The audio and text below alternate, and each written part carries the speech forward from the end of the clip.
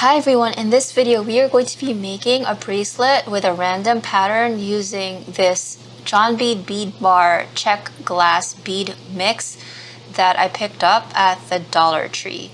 And it's going to look something like this.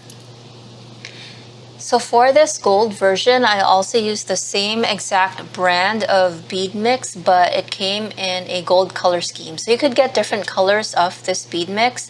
And for this video, I'm going to be working on this turquoise one. And from making this, I realized that there's not quite enough of the small beads. So I'm going to be combining this with the pink one. And this pink one is also the same exact brand, exact same packaging, except for I was using it for a different project. So these are my extras. And so I'm going to be combining these two colors to make the bracelet for this video. But I have to point out that this gold bead mix is gorgeous because look at these beautiful, I guess, bugle, these two beads. There's one that is extra large with this swirl pattern on it, and the swirl has gold in it. And then there's this frosted one, and then the effect is just really pretty because you've got a bunch of silver line, then you've got a bunch of metallics and also different sizes and shapes. So I'm just gonna put up a video clip of me wearing it outside because it looks gorgeous outside compared to inside where I am right now. And honestly, sign me up for the next Gladiator movie because this is giving me Gladiator vibes. So for our thread, I'm going to be using this 0.5 millimeter diameter hemp cord. And I got this hemp cord with the John Bead Curiosities box Easter Wishes edition. And I did an unboxing of that box and I will put a card up for that. But yeah, I got this cording in that box and I'm going to use it. So the reason why I went with this type of button closure with a lot of dangles on it is because I feel like it matches the vibe of this bracelet more. Like it has this rustic feeling and the hemp cord is more of a feature. So I wanted to feature that more by showing more of it through this clasping. So whenever I do this type of closure where there might be a possibility that I would need more thread than what I can get by warping the usual way where we just loop once around these little bars and the knobs, I warp a little bit differently, and I'm going to do the same method that I did when we did our fringe bracelet, which I will put a card up to that tutorial if you're interested in that one, because that method just gives me more thread at the very ends that I can then braid or make dangles of. Even if there might be a little bit of a waste, I feel like it's worth it for the insurance that you're not gonna lack thread towards the end. And also it's more versatile if you feel that you're gonna need a longer length of bracelet. I will say that one gold packet, which is what I used for this bracelet, got me 4.5 inches of beaded section. And I made up the difference by making my closure just a little bit longer. So if your wrist size is larger than mine, or if you would like to cover a longer beaded section area, then I would get a couple packets of the same color. So I'm going to be using this turquoise color hemp for the warp strands because it matches my bead colors the best. And for the horizontal weft thread, I will be using this Eslon thread in Seafoam green. So to get started warping, I'm going to remove one of the knobs. So I am right-handed and I'm going to be warping from left to right. So I'm going to remove the right knob. So just do the opposite if you are left-handed. And over on this side, I am going to remove the left knob and also this bar. So I'm right-handed, and on this side I have kept this right knob, and on the side close to me I have kept the left knob, and I will explain to you the reason why shortly. So to start warping, I'm just going to unwind some of my hemp cord. And there's a lot here. This is 42 feet per color, and I estimate that it's going to take about 20 feet to do all of the warping, and I'm going to double the first and the last warp strands for extra security and strength. So to start warping, you're going to give yourself about 6 inches of extra tail, and we're gonna start 6 inches in with the extra tail. And what I'm gonna do is I'm just going to wind this around the knob and tie a knot. And hemp cord is pretty rough, so I only need really to tie a single knot and it'll hold.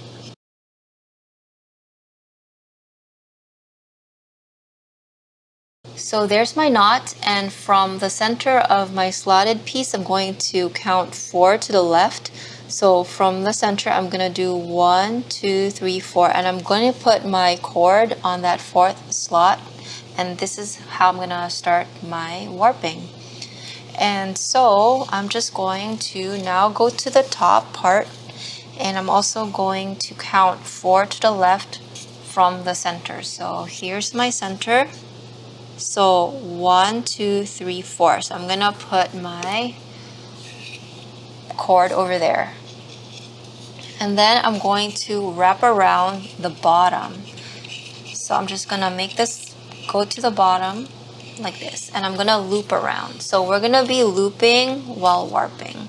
And I want to double my first and my last warp strand, so I'm going to go back into the same slot that I was in before to double that first warp strand. So just go back into the same and make sure you have good tension and go this way, and then loop back through the back around this way and go to the second slot. And I'm gonna loop back again like this.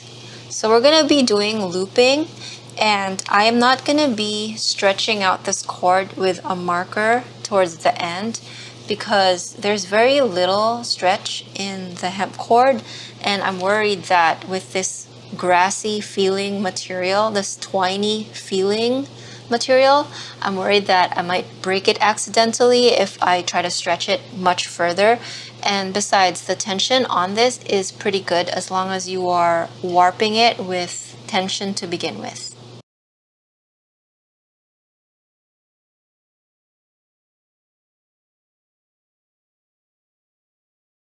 So after filling in 3 warp strand slots, I'm actually going to skip the 4th and the 5th and go straight to my 6th like this. So there's going to be a gap in the middle. And the reason for that is because I checked, and most of the bugles will fit in between this width. And for this shorter one, we can just put a bead on either side to make it fit better. There are longer bugles in the pink bead mix, but it's only in the pink bead mix, and I don't really want to go that long just for a few of these beads. So I'm just going to go with the middle size bugles and go with that. So just skip 2 slots and go to the 6th slot. And again, I'm going to loop around, and same with the top, skip the top 2, and same with the top, you'll skip 2 slots and loop back around, and then do one more like this.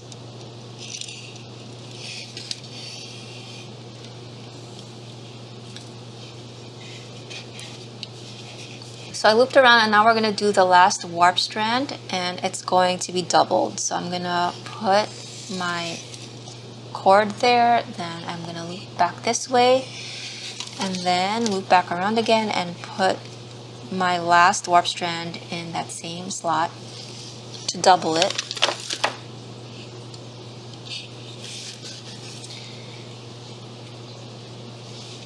So this is what it should look like. The first is doubled, and then 2nd and 3rd, and then skip the 4th and then 5th, and then come back to warping on the 6th and the 7th, and then doubled on the 8th. And I'm actually going to leave another 6 inch of extra tail like what we did in the beginning, and I'm going to cut off. So I've just cut off the extra 6 inch of tail, and now I'm going to loop around this one knob, and I'm going to tie my knot. Alright, so just to explain why I have put a single knob at the very end, and I am using that to anchor my hemp cord instead of just putting my hemp cord around this loom and then tying a knot and then tightening that knot to give the cord tension, is because this hemp cord is pretty rough, and also because it's a natural material. When I tie a knot, it's hard to pull it and make that knot slip and make it tighter. So unlike the bonded nylon thread that we have been using, where it's just easy to pull really hard and that knot gets tighter and you can have more tension on your cord, this particular cord is slightly more fragile, and when you pull hard, it will actually break. So this is just my solution to how to create a good initial tension on my first cord without having to tie a knot and pull on that knot to tighten it. So before we get started, here are a few beads that I just wanted to mention that I will not be using for this project. I will not be using the super long bugle beads for the reasons I have already mentioned. I will not be using these giant beads because they will just sort of stand out in the bracelet, and it'll be a little hard to balance out the design when there are giant beads like this. But you're welcome to use them if you like them and you would like to try them out for your design. I won't be using the 2-hole beads. They can be used for this design to great and wonderful effect, but I will not be using them for a selfish reason, and that is that I don't own any and I have been wanting to try them for so long on other beading projects, and now I finally have some. So that's the reason I'm not using this for this project. So to get started, I'm just going to measure my wrist, and my wrist is 5.5 inches around, and I want a final size of about 5 3/4 of an inch because I want it to be a little bit more snug. And so I'm just going to take an inch off of that. So I'm going to try to end at around 4.75 inches, or I could even go a little smaller, like 4.5 inches.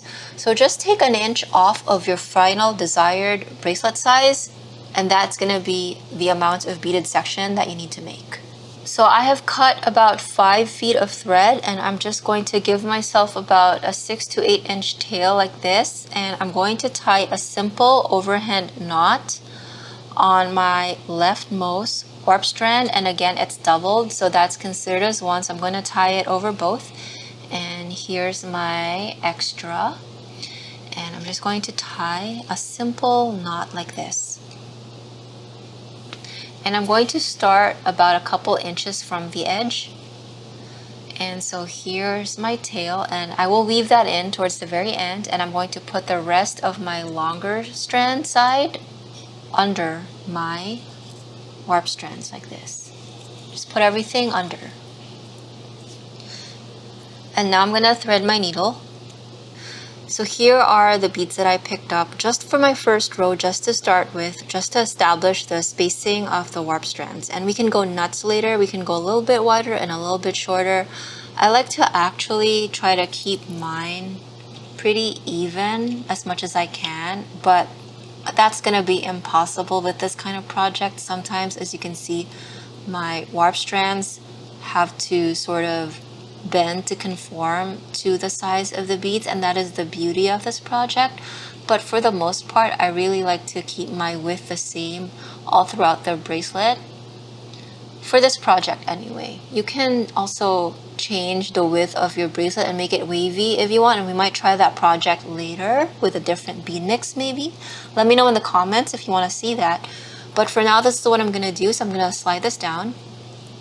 So to start putting in your beads, I'm just going to push up my beads. So as you can see, the way that we have spaced our warp strands, one size 8 style bead will fit in each of the single slots, and then 3 will fit into this wider slot. So just push everything up with your finger to keep them in place, and now put your needle through each of the beads and over the vertical warp strands like this to secure them into place. So make sure you are going over like this.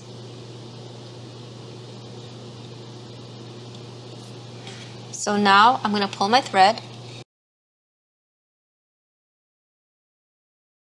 So now I'm going to do something that I normally don't do with our regular looming projects, and I'm actually going to go through a second pass. So I'm going to pass my thread under and over again. And so for me, the easiest way to do that is just to flip the loom. And I'm just going to go through the back again. So I'm going to push up the beads with my finger to make the back side stick out a bit more to make it easier for me to put my needle through the hole and over each of the vertical warp strands.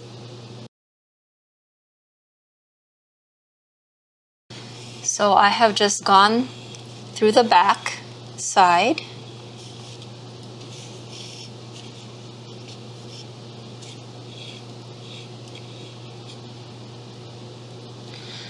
And now I'm going to go back through the front side. So I'm going to put my needle over again.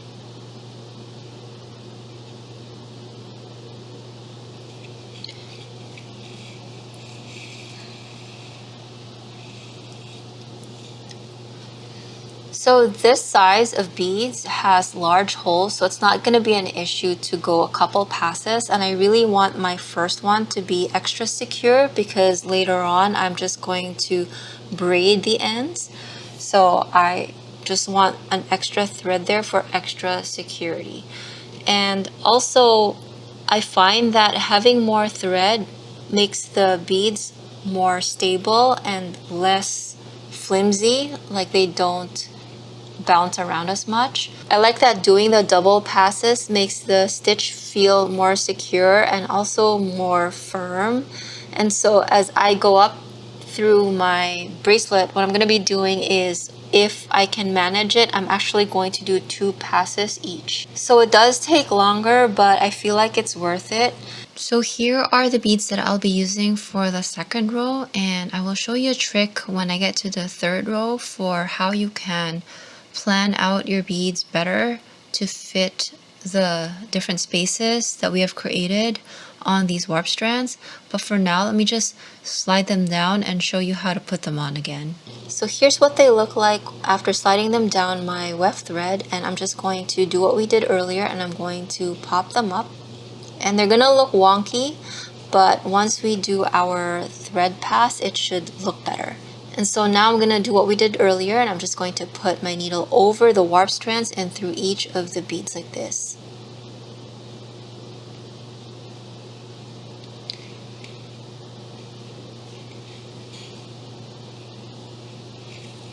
And pull.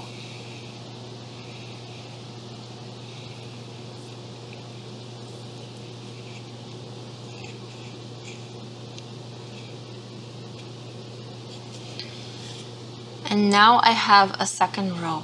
And again, I'm going to go a second pass. So I'm gonna flip this over to the back side.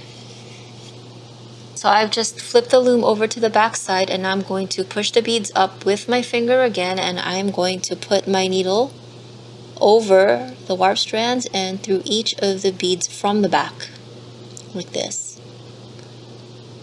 So basically just doing a second pass.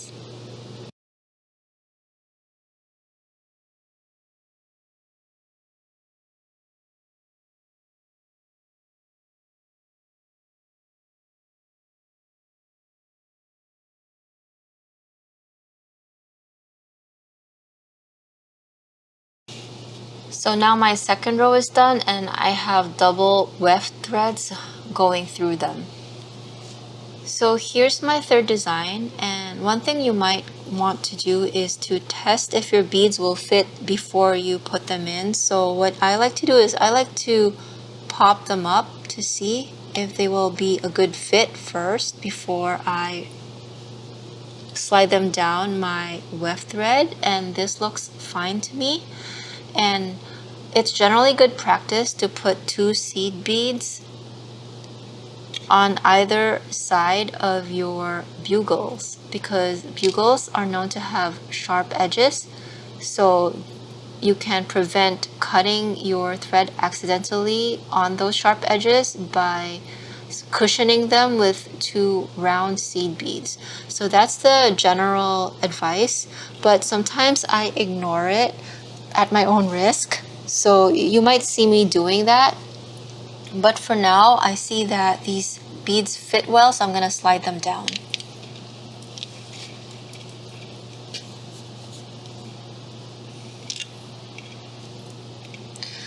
So I've slid down the third row and I'm going to pop them up.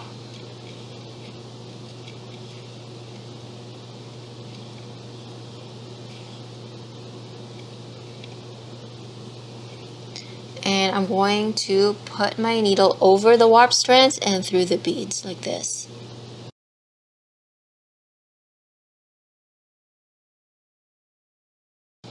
And I'm going to once again flip my loom to the back.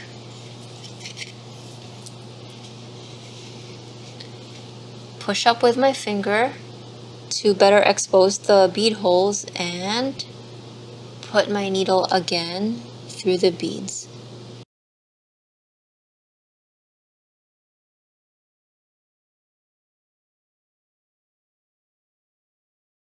And now I'm gonna finish off by going over the warp strands and through each of the beads again.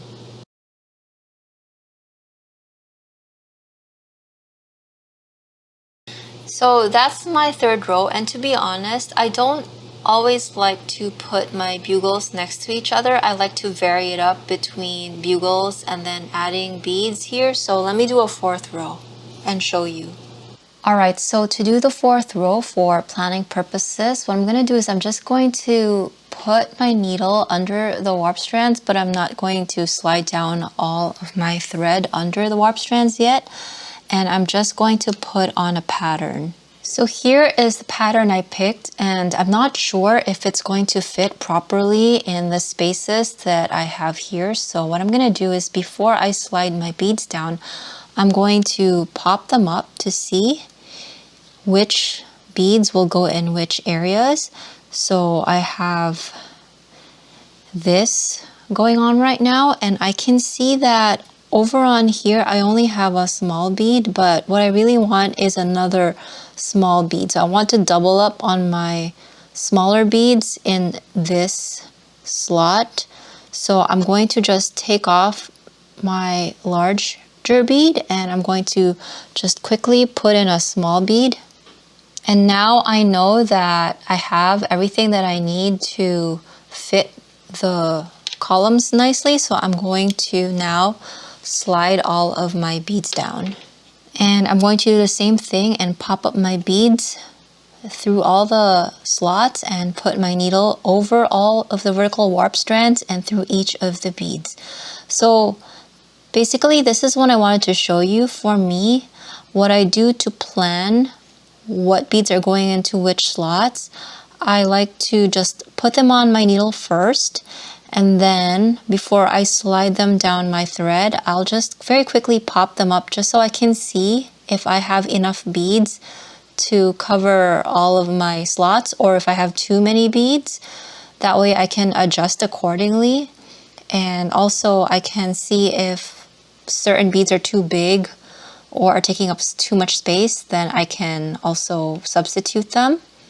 And that way I can save a bit of time since I'm not going to be backing out my thread and all that stuff if I already slide them in without first checking to see if all the beads will fit.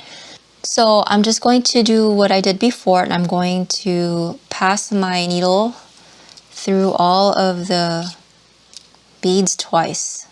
So I'm gonna go once around and I'm gonna go back around a second time.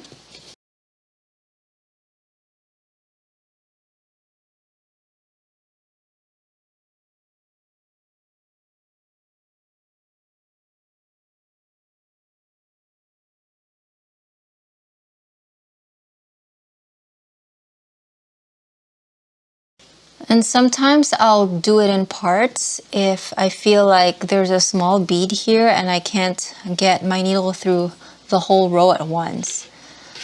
So I'm just going to do this in part, and now I'm going to put my needle through the small beads.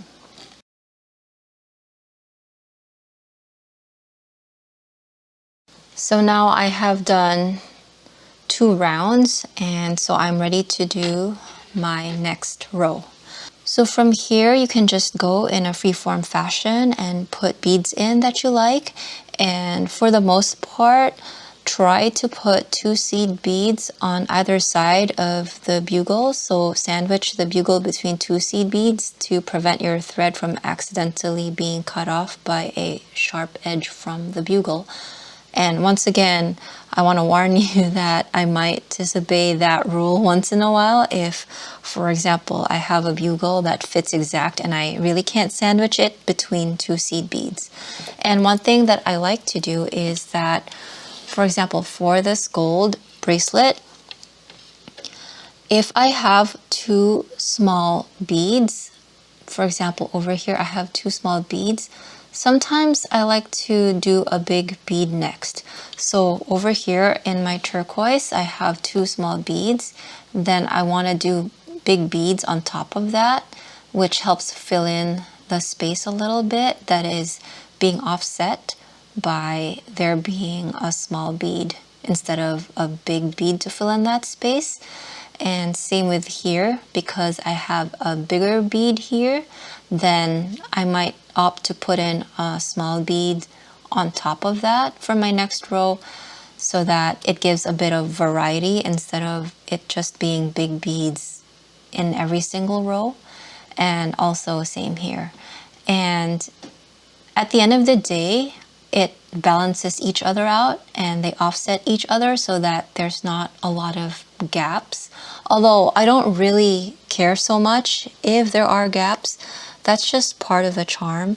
And so once again, for comparison, here's what I did with my gold bracelet. I have small beads and then a large bugle and then maybe a bigger bead with a small bugle and a small bead. So I just try to vary it up.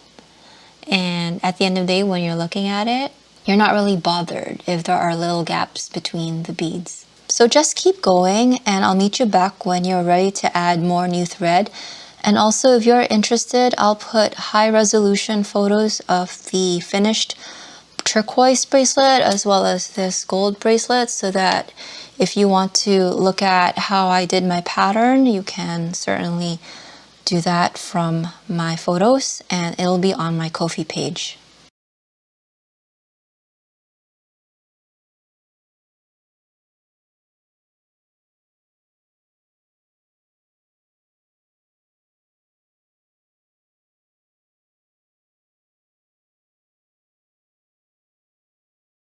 So I've done about this much and I am running out of thread. So what I'm going to do is I'm just going to slide my thread out of my needle and I'm going to add new thread. So I'm just going to leave this tail alone and I've cut myself another 5 feet or so of thread.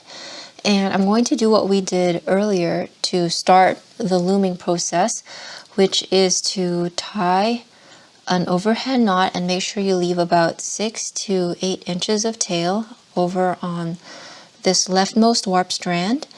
And I'm going to then put the rest of the longer side of my thread under my vertical warp strands and put this through a needle and start again with my next row. So here's my next row of design and hopefully you're getting more used to figuring out what beads would fit in which spaces. And I'm just going to test my configuration and I think that works well enough for me. So I'm going to go ahead and slide that down just like what we've been doing this whole time. And I'm going to pop this up and thread it through.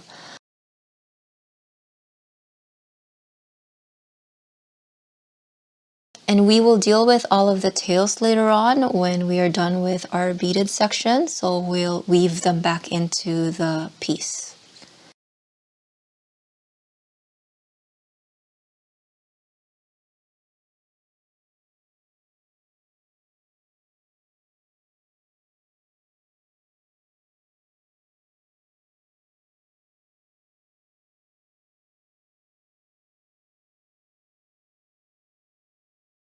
So after this, I'll just keep beading until I get to my desired final beaded section length, which for me will be about 4.75 inches.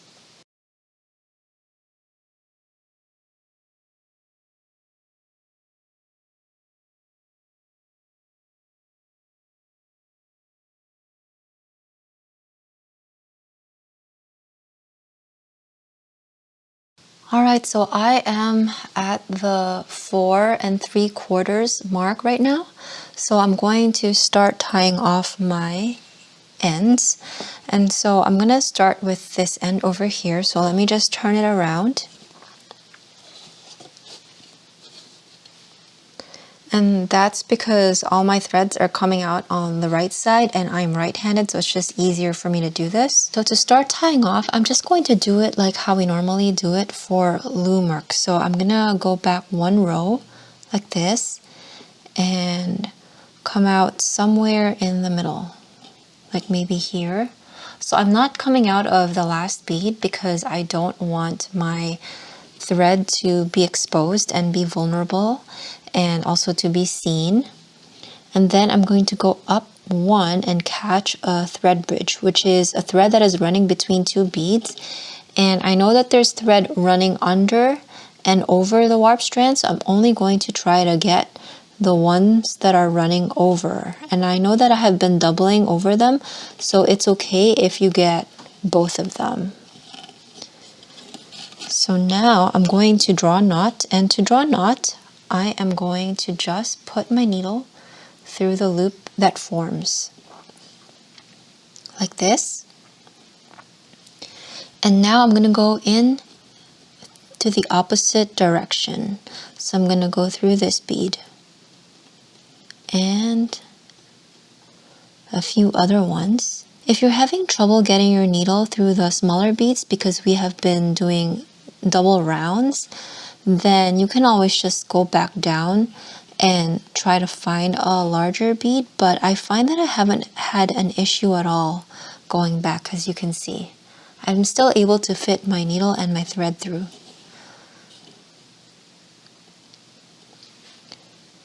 So I'm gonna come out somewhere again in the middle, and for me this is fine, and I'm going to go up 1 and catch another thread bridge, and I'm going to make another knot by putting my needle through the loop like this.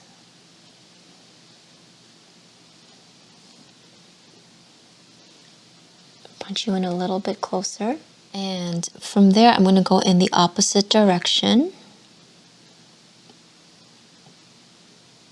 and come out again somewhere in the middle. So I'm actually only going to make 2 knots, and then now what I'm going to do is I'm going to make my thread do zigzags like this, just going in opposite directions, and also occasionally I'll do like a loop back. So let me just do that. So I'm going to go up and back in the opposite direction.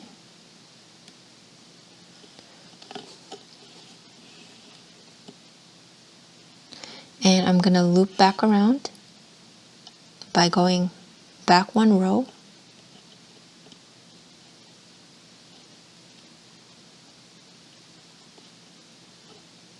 Like this.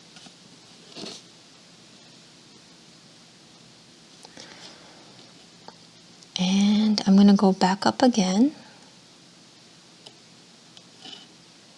Like this. And now I'm going to do a zigzag by going up and going in the opposite direction like this.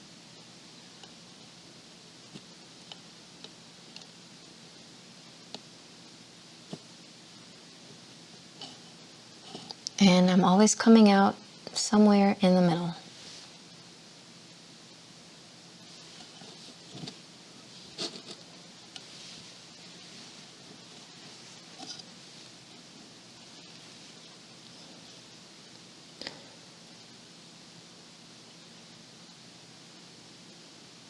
And I think after this, I'm good. I can just come out somewhere in the middle like this. And then I can just pull And take my tail as well. And from here, I'm going to cut my thread. So just do the same thing for your other tails from when you added thread. In this case, I have a couple here, and what I'm going to do is I'm going to cross them. So for this thread over here, I'm going to do my zigzags going down in this direction. And from this, I'm going to do my zigzags going in that direction. And that way, I am not filling the same beads with two horizontal weft thread tails and possibly overfilling them to the point where they might not be able to go through because it's doubled up. So I'm just choosing to distribute my weft strands through different rows of beads. So just wanted to let you know that tying off your tails is not an exact science.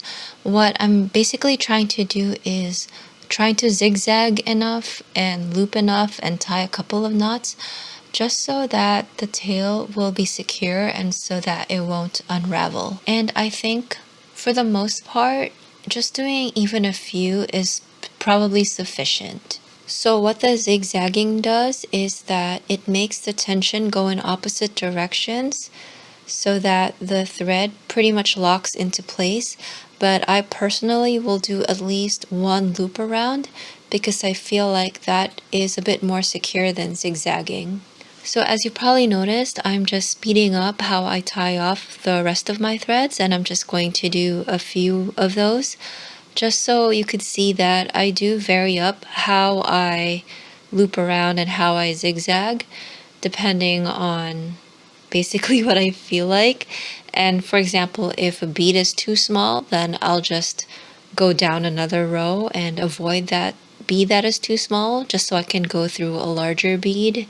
And then sometimes what I'll do is when I'm ready to cut my thread, I'll just go to the very end and then cut, just because it's faster for me to do that than to try to come out somewhere in the middle for me to just cut that thread. So when I am still doing my zigzagging and my tying of the knots and looping around, I'll stick to the inside, like I won't go out of one of the edge beads. But when I'm ready to cut my thread, I am okay with going out one of the edge beads and just cutting my thread from outside of one of the edge beads, if that makes sense. You'll see me doing this for a few of the different weft threads that I am weaving through right now. So hopefully that explains what I'm doing better.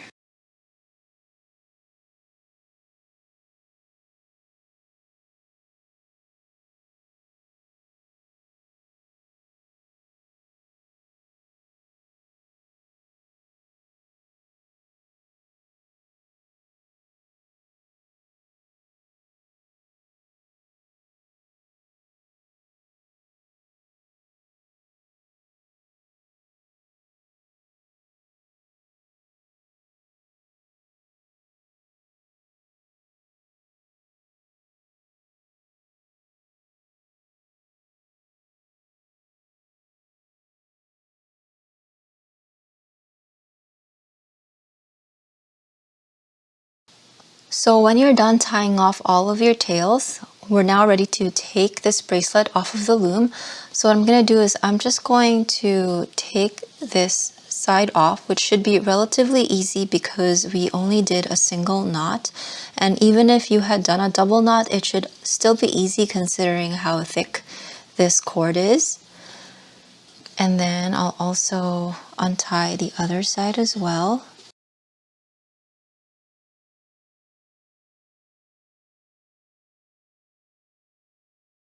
So that's all loose, and now we're just going to cut down the middle.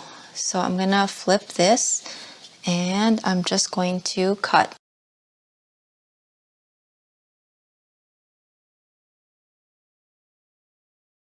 So now we have these very long warp strands that we can braid or tie on a button. So this is one end of the bracelet, and I'm gonna start braiding the cords together so that I can tie it onto a button. So I'm just going to put a piece of masking tape to secure this bracelet so that it doesn't move around while I'm trying to braid the ends. I'm just going to do a very simple 3-strand braid. So just like how you would do any braid. And for this double warp strand, I'm gonna consider this as one when I'm braiding. So I'm just gonna braid the two of them together.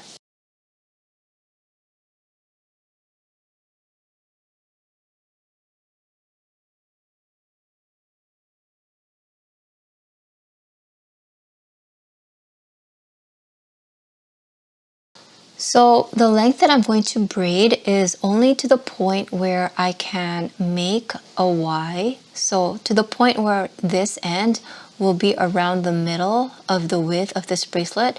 Because what I'm going to do is I'm going to also braid this section, and then I'm going to combine all the strands together and make one big braid. And that way I can just put the two strands together. And then I'm going to do the other side, and I'm trying to bring all of the strands so that they meet in the middle. What I'm trying to do is I'm trying to keep the braid centered like this so that it's not pulling to one side. So I just like it like that, but I don't think it really matters. So now they're kind of around the same length, and I can bring them together and start braiding them together. So I'm gonna do these two in the middle, and I'm going to do these three and these. So now I'm gonna braid them all together.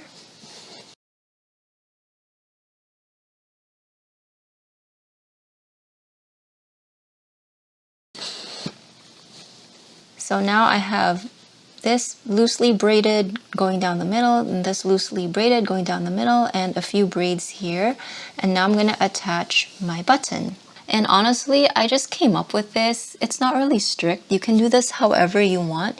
You can even just gather these warp strands, tie a knot, like an overhand knot, and then gather these warp strands on the other side and then tie another overhand knot and then put them somewhere in the middle and then tie another knot. But I'm a little fancy, so that's why I'm doing this. So I actually got this jar of buttons from Facebook Marketplace, and I thought it would be cool if we picked out a button together. And most of these buttons are pretty plain, and to be honest, I'm fine with that. I don't really care to use a fancy button on this. This is a pretty casual bracelet. So let's just take a look what's in here. So I'm thinking I'll just use a light colored button and something like this, or something more green like this. Might look good with the bracelet. And there's also this pink one. I think I'm just gonna use this light green one because there are a lot of threads and I prefer to have 4 holes, and I'll show you why. So let's just go with this. Alright, so let's put this button on, and I think what I'm going to do actually is I'm just going to tie a knot to secure these braids. So let me just do that. So I'm just going to pinch this area so my braids don't come undone, and I'm just going to make a knot.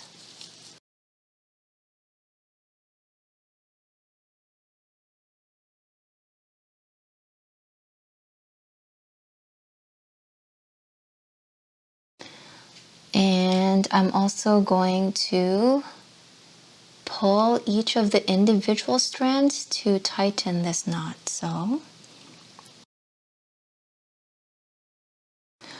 as you're pulling on each of the strands, the knot will tighten.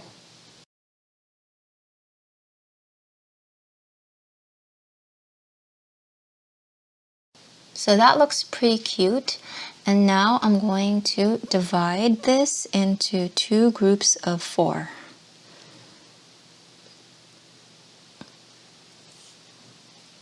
Like this. And I'm going to take one group of 4 and I'm going to put it through one of the holes of the button.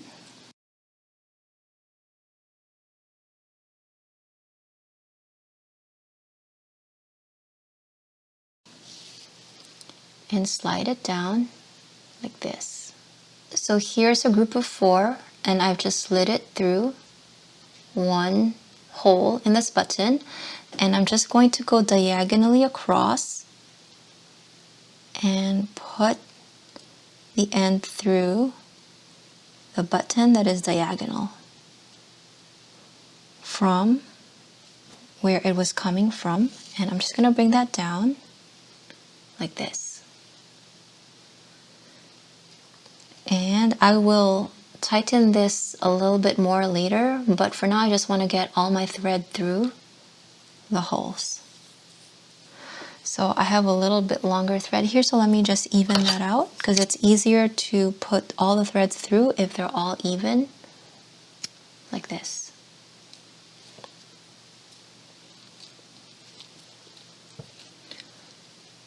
And now I'm going to put my thread through on the other hole,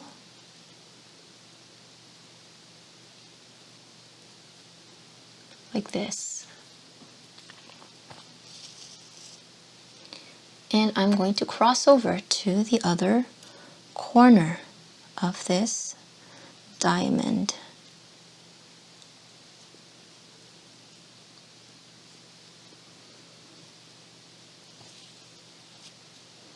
Like that. I think that's super cute how that looks. So now I'm just going to slowly slide this button so that it's flush against the knot.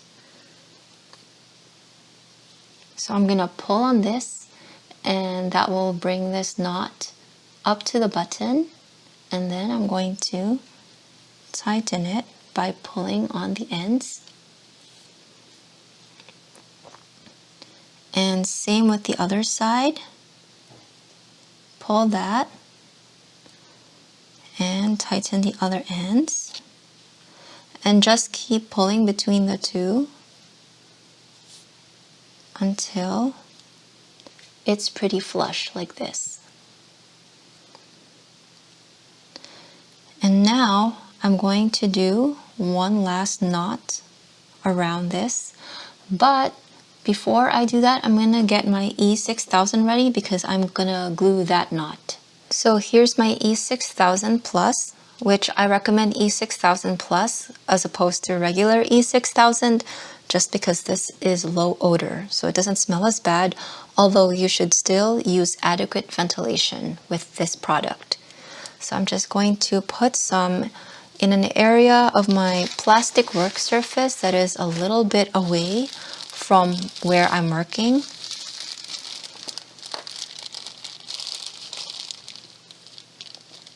Like that.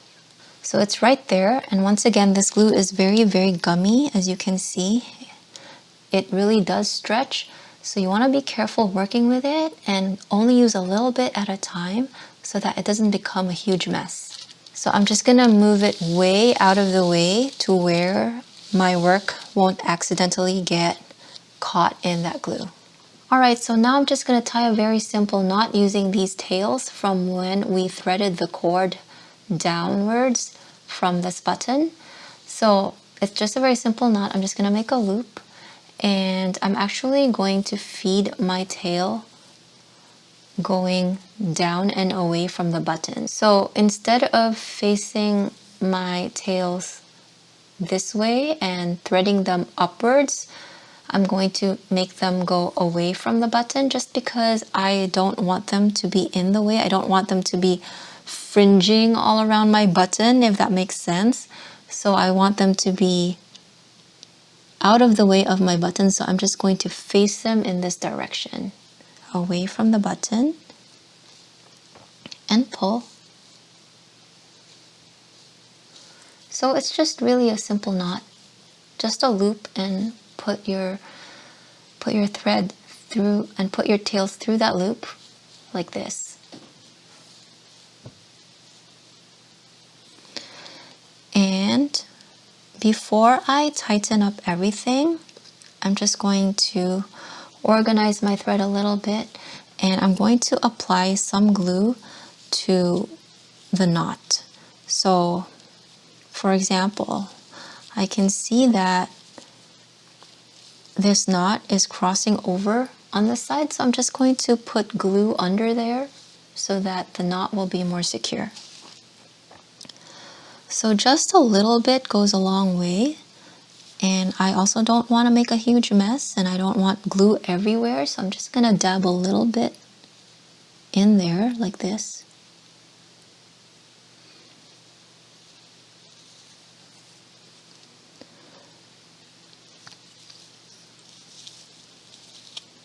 And maybe some here.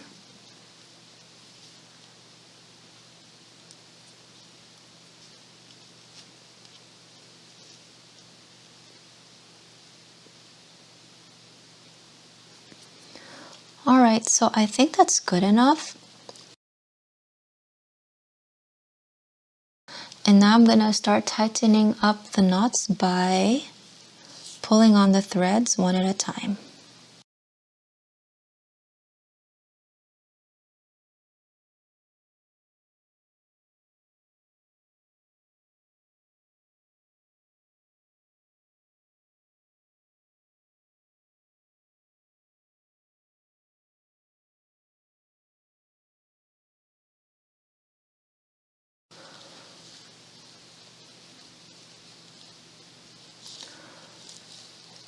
So that's what that looks like.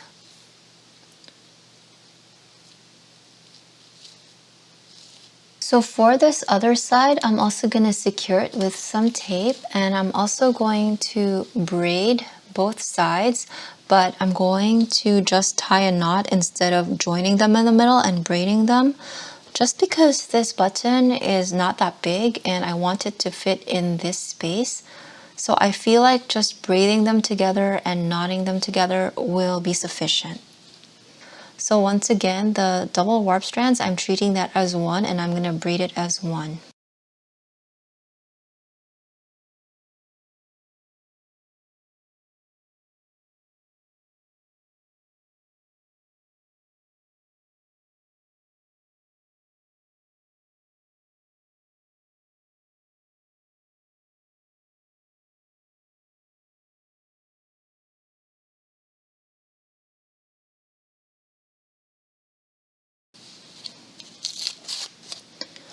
So now I'm going to test to see if this button goes through here.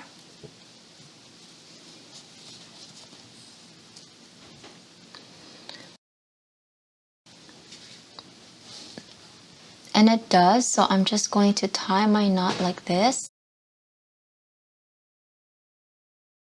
Yep, I'm going to tie my knot somewhere around here.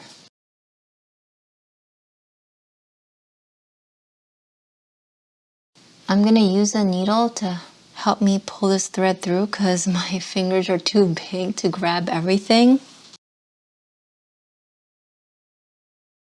And I'm actually also going to glue down this knot. So I'm going to test my button one more time to make sure it'll fit.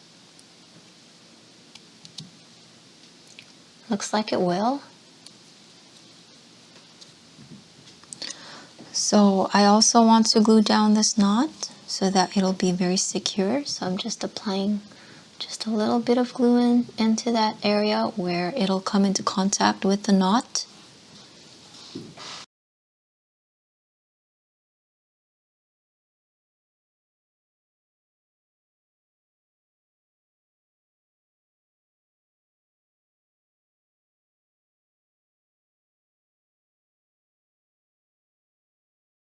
So when I'm done gluing the areas that I want, I'm going to tighten that knot, and I'm going to pull on the threads individually so that I can more securely tighten this knot.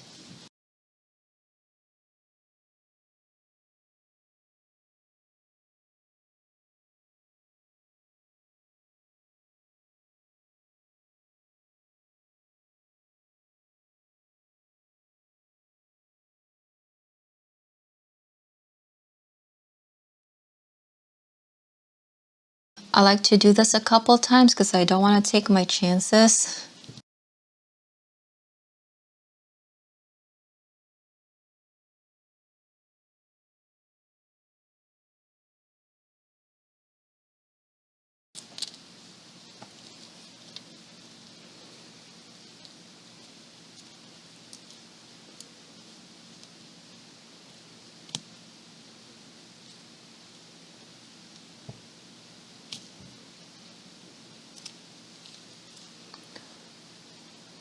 So that's looking good so far. So I'm just going to let the glue dry for a little bit, and then I'm going to set up this workstation so that we can start the dangles. All right, so it's been about half an hour since I put the glue on, and as you can see, it's a little bit dark where there's glue, but that should resolve itself over time. And you can also use Aleene's Fabric Fusion if you like, instead of the E6000 Plus, but I just prefer using the E6000 Plus because this is waterproof, whereas this is not. Fabric Fusion is water resistant, which means that it will eventually break down over time when you wet this often enough. And apparently E6000 is waterproof also with salt water, which might be a consideration for you if you're planning on wearing this bracelet to a beachy area. So I put my plastic surface back on because I want to glue down my knots after I put on my dangles. And I have put beads down here, and I'm only going to use the medium-sized round seed beads like this because the cord fits nicely through there. And I'm not going to use any bugles because I do prefer my dangles to be on the shorter side so they're not in the way when I'm trying to do stuff. And also, bugles have a tendency to have sharp edges, and I don't want to deal with that with my tails. You have a lot of cord to work with, which is the benefit of warping the way that we did. So to put on the beads, I'm just going to take one. Now, because this bead has a large hole and I don't want too many dangles either, what I'm actually going to do is I'm just going to take a cord close to the one that I picked out, and I'm going to knot them together, and that way this bead will not be able to escape, and I don't have to tie double knots with this single cord to try to get a knot that is large enough so that the bead won't slip through. So I'm just going to group them in twos. So I've just put down some fresh glue, and there's my bead, and I want my dangle to just be about this long. So I'm just going to tie a simple overhand knot right about there. It's not strict, and I actually like to vary up the length of my dangles as well. So I'm just gonna tie a simple overhand knot over there, and before I draw it down, I'm actually just going to grab a tiny dab of E6000 Plus, just a very, very, very tiny minuscule dab. And as I'm drawing down my knot, I'm just going to put just a little bit of that E6000 Plus right there to secure my knot.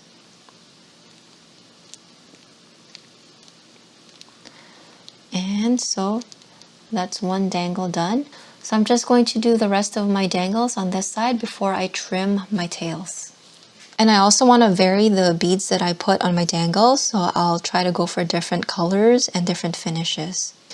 And sometimes I'll also do my dangles shorter so that it'll be offset and look cute.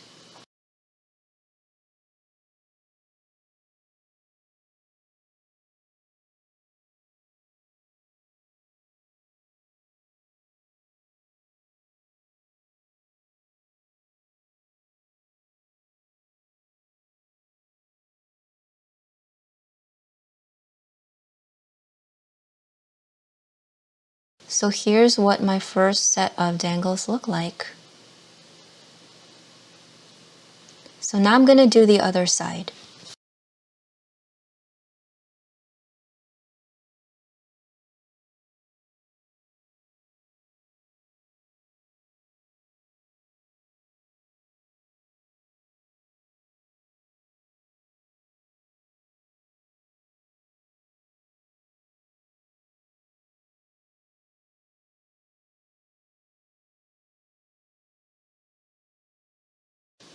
And here's my second set of tails.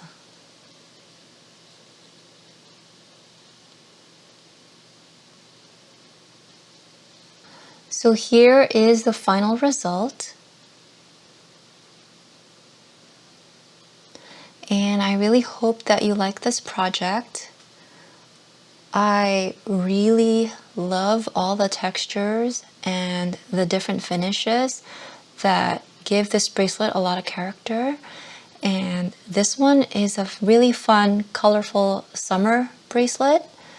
And yeah, I really also had a lot of fun making this because it's one of those projects where you don't have to follow a pattern. You can just do whatever you want and go with the flow.